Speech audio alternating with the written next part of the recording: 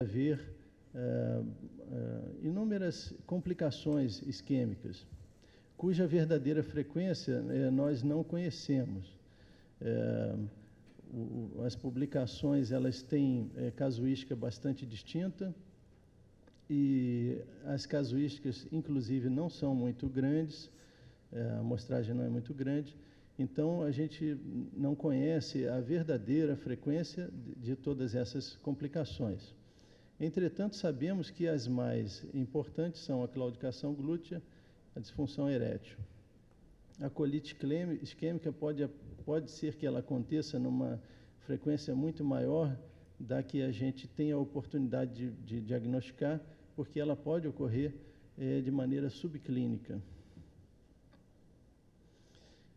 Então, a claudicação glútea, ela é descrita em frequências de desde 15%, 14% até 39% ou mais, a disfunção erétil em torno de 40%, e a colite isquêmica é uma frequência baixa, inferior a 3%.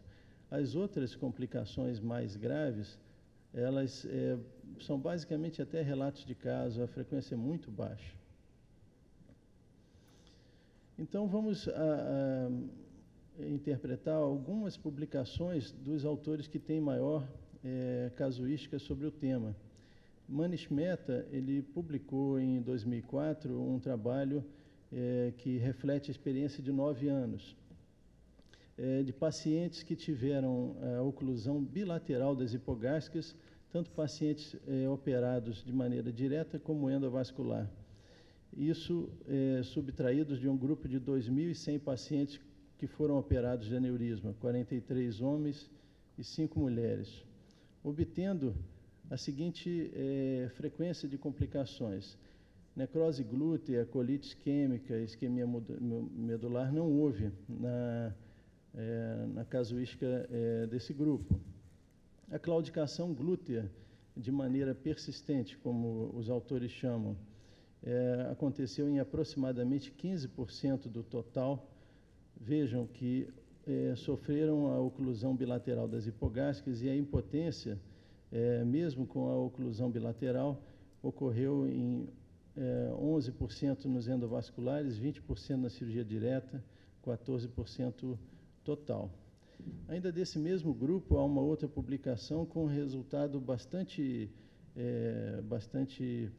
condizente, em que você tem uma baixa frequência de disfunção erétil e uma claudicação glútea também, com uma estatística pequena.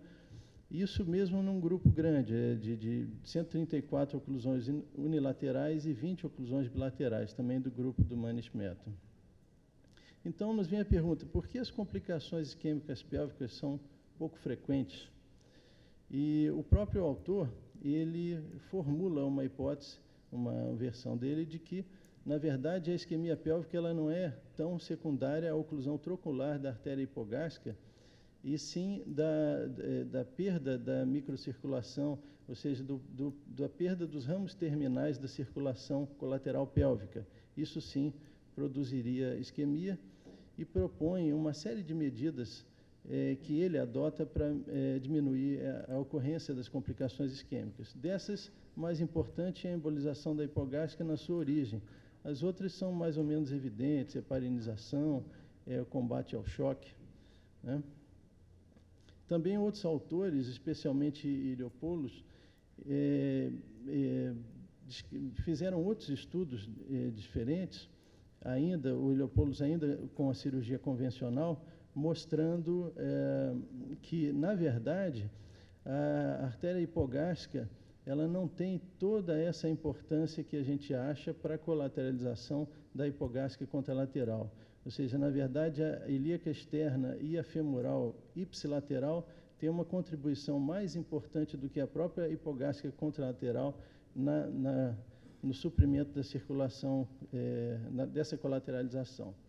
E a mesma coisa com relação à mesentérica inferior. E, na verdade, o autor conclui no seu trabalho que a contribuição da hipogástrica ela é praticamente insignificante comparativamente à colateralização da mesentérica superior. Um outro autor japonês também tem a mesma conclusão num trabalho muito bem bolado, em que você vê no gráfico de queda de pressão peniana como a pressão só cai de maneira vertiginosa quando tem o clampeamento da ilíaca externa. Então, o Francriado também tem a mesma impressão, corroborando resultados parecidos com o de Mehta.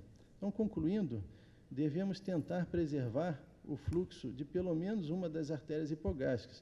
Sobre isso não há dúvida, isso é uma verdade que continua sendo preconizada, desde que a solução encontrada seja simples e eficaz para o caso do paciente. Isso considerando o paciente de uma maneira global, isto é, considerando também, em função do risco cirúrgico desse paciente, quanta complexidade que essa revascularização da hipogástrica vai acrescentar ao paciente, ao caso, sem perder a segurança.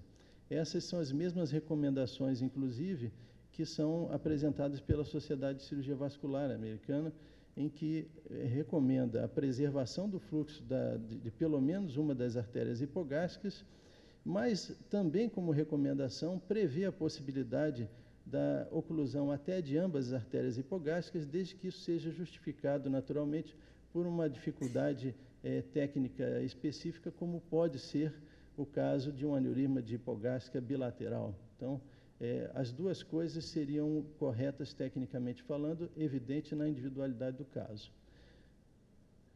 Obrigado.